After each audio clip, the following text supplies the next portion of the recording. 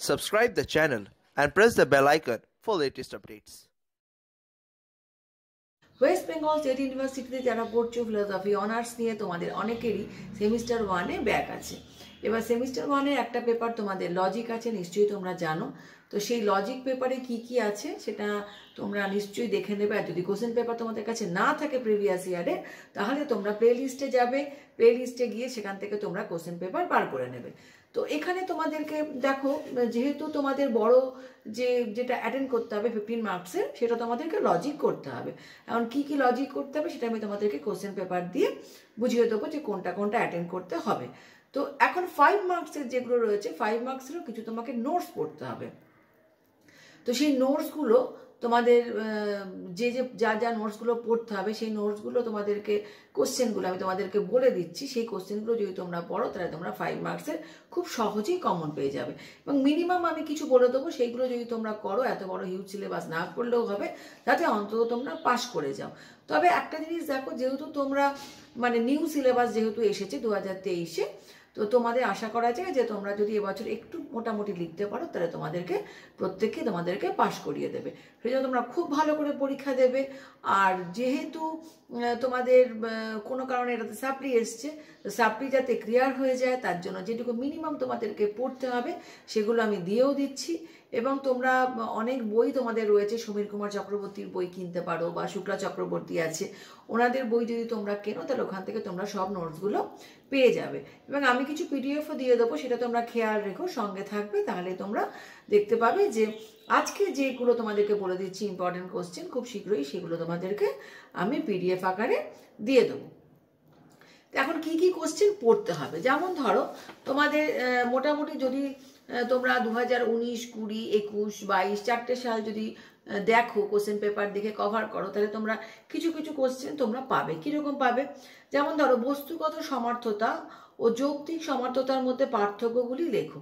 এটা কিন্তু 2019-এও এসছে, 21-এও এসছে, এই জন্য এটা ভেরি ভেরি ইম্পর্টেন্ট কোশ্চেন।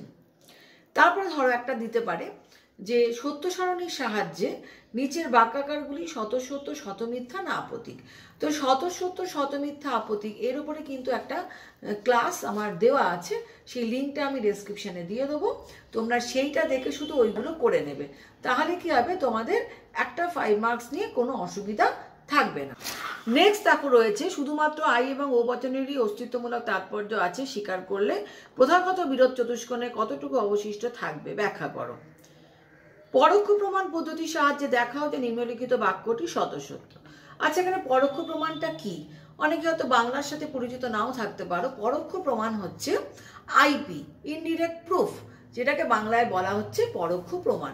তো তোমরা যদি আইপি জানো, আইপি করতে জানো, তাহলে তোমরা কি করবে, এই আইপিটাই তোমরা আইপি যে কোনো একটা ধরো মুখস্থ করে নিলে, যে যদি এরকম একটা কোশ্চেন আসে, তাহলে উদাহরণ যদি দিতে বলে, এখানে যেমন তাকে দিয়ে দিয়েছে a implies p whole bracket dot a implies b, এটাকে তোমাকে সলভ করতে হবে। সলভ করে দেখিয়ে দেবে যে এটা তোমার শতসত্য হয়েছে। তা আইপির ওপরেও আমার ক্লাস দেওয়া আছে, সেটারও আমি ডেসক্রিপশনে লিঙ্ক দিয়ে দেবো, তোমরা সেখান থেকে দেখে নেবে। নেক্সট হচ্ছে বিসংবাদী এবং অবিসংবাদী অথবার পার্থক্য দেখাও। বাধক দৃষ্টান্ত কাকে বলে, উদাহরণ সহ ব্যাখ্যা করো। তবে এখানে বলে দিই যে বিসংবাদী এবং অবিসংবাদী অথবা পার্থক্য দেখাও, এটা কিন্তু 22 সালেও এসে গেছে। যেগুলো 22 সালে এসে গেছে সেগুলোকে কম পড়বে, তবে দেখো রিপিট তো হতেই পারে, আর যেহেতু এটা তোমাদের কোনোটা বাদ না দেওয়াটাই ভালো। নেক্সট হচ্ছে অনুমানের সূত্র ও প্রতিস্থাপনের সূত্র। অনুমানের সূত্র 9 রুলস, আর প্রতিস্থাপনের সূত্র হচ্ছে 10 রুলস, যেটা এই দুটোর মধ্যে পার্থক্য। তো এই প্রতিস্থাপনের সূত্রেরও অপর নাম হচ্ছে রূপান্তরের সূত্র। তো এটার মধ্যে বলেছে পার্থক্য, যদিও এটা 2022-এও এসছে, আবার 20-তেও এসছে। একটি উদাহরণের সাহায্যে পরোক্ষ প্রমাণ পদ্ধতি ব্যাখ্যা করো। দেখো, পরোক্ষ প্রমাণ মানে কি, আইপি। তা আমি একটু আগেই তোমাদেরকে বললাম যে আইপির ওপরে যে কোনো একটা খুব ছোট দেখে তোমরা মুখস্থ করে রাখবে, কারণ এখানে বলছে যে পরোক্ষ প্রমাণ একটা উদাহরণের সাহায্যে দেখাও। তাহলে তোমাকে উদাহরণটা মাথায় রাখতে হবে যে কোনটা, একটা উদাহরণ দিয়ে তো দেখাতে বলেছে, তো সেই হিসেবে তুমি আইপিটা সেইভাবে প্র্যাকটিস করবে। নেক্সট হচ্ছে সত্যাপেক্ষ যৌগিক বাক্য ও অসত্যাপেক্ষ যৌগিক বাক্যের মধ্যে পার্থক্য নির্ণয় করো। উদাহরণসহ প্রাকল্পিক প্রমাণ পদ্ধতি কাকে বলে, উদাহরণসহ ব্যাখ্যা করো।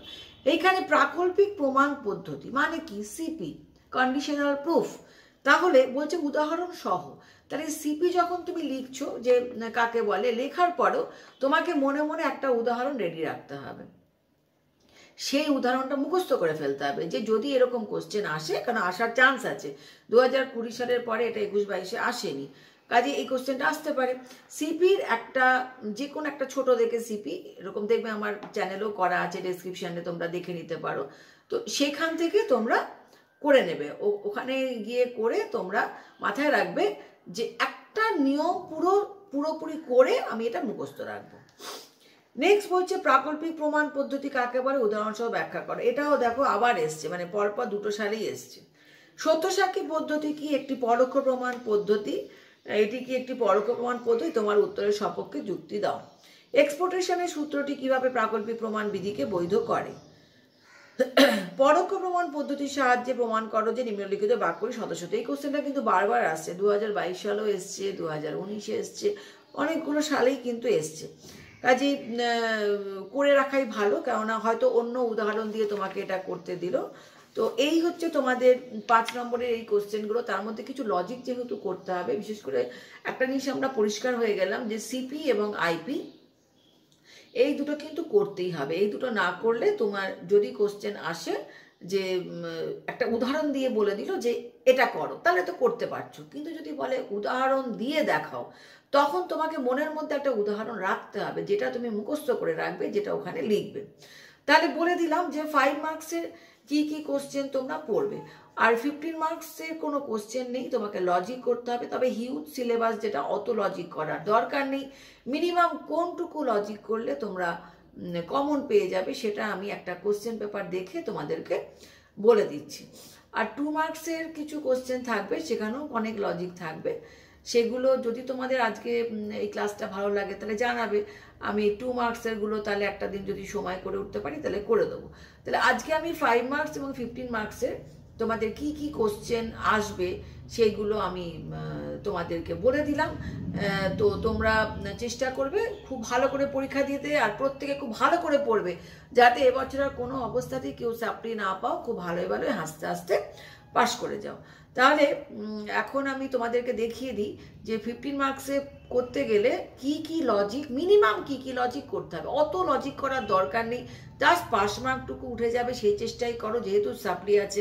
অন্য ক্ষেত্রে দেখবে আমি এরকমভাবে বলি না যে পাসটুকু করো, অন্য ক্ষেত্রে বলি আরও ভালো করো, আরও বেশি করে পড়ো, কিন্তু এটাতে যেহেতু সাপ্লির ক্লাস দিচ্ছি, সেজন্য বারবারই বলছি যেন কারোর যেন ব্যাক না থাকে, প্রত্যেকে যেন পাস করতে পারো, যেন মিনিমাম এইটুকু পড়ো। যে কটা কোশ্চেন দিলাম এই কটা মাত্র কোশ্চেন তোমরা করে নাও, তার মধ্যে তো ম্যাক্সিমামটাই লজিক আছে, লজিক করতে হবে। তাহলে মিনিমাম কয়েকটা কোশ্চেন আছে, সেই কোশ্চেনগুলো পড়লেই তোমরা হাসতে হাসতে পাস করে যাবে।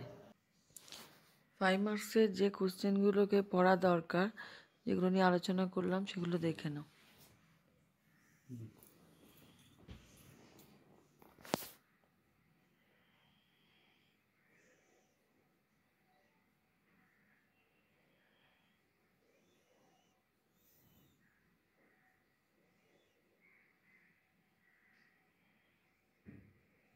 ফিফটিন মার্কসের ওপরে যে ধরনের কোশ্চেন আসবে, তার প্রথমেই রয়েছে যে ট্রুথ টেবিল আসবে, যেটা করতে হবে শত সত্য, শত মিথ্যা, না আপত্তি।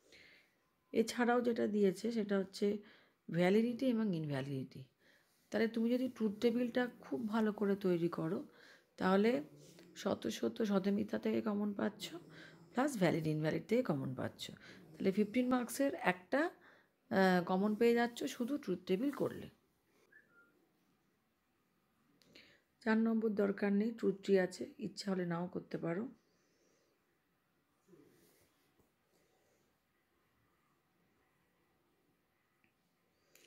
5 নম্বরে সেরা সত্য সাক্ষী, নাও করতে পারো।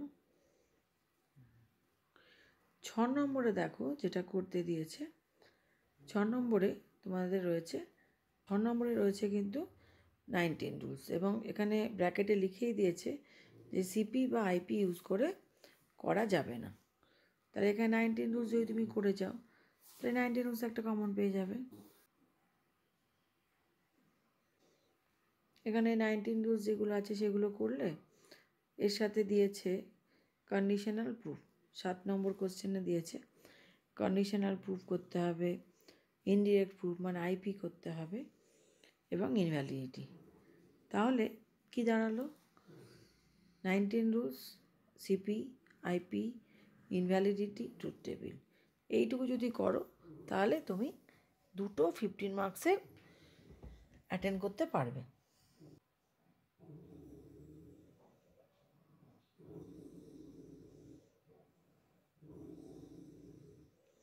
কোশ্চেন পেপারটা ভালো করে দেখে নিও, এগুলো তুমি যদি প্লে লিস্টে যাও তাহলেই পেয়ে যাবে, দেখতে পারবে। 5 মার্কসের যেগুলো কোশ্চেন সেগুলো তো বলেই দিলাম কোনটা কোনটা করতে হবে।